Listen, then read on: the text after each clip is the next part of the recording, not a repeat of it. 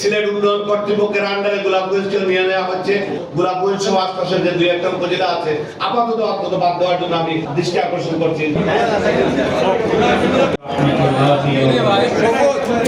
আরেকটি দাবি জানাচ্ছি, আমি আমার এলাকা থেকে গতকালকে আমি বিভিন্নভাবে ফোন পেয়েছি গোলাপগঞ্জ থেকে যে সিলেট উন্নয়ন কর্তৃপক্ষের আন্ডারে গোলাপগঞ্জকে নিয়ে নেওয়া হচ্ছে।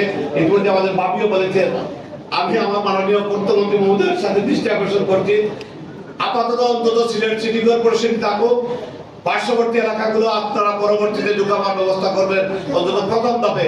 কারণ আমাদের এই এলাকার মানুষ পৌরসভায় ট্যাক্স দেয়, উপজেলা পরিষদের ট্যাক্স দেয়, তারা উন্নয়ন কর্মকাণ্ডের রেভিনিউ সেটা তাদের এলাকার দাবি রাখে, তা সেখানে লোকাল গভর্নমেন্ট তারা সেখানে ইউজ করবে।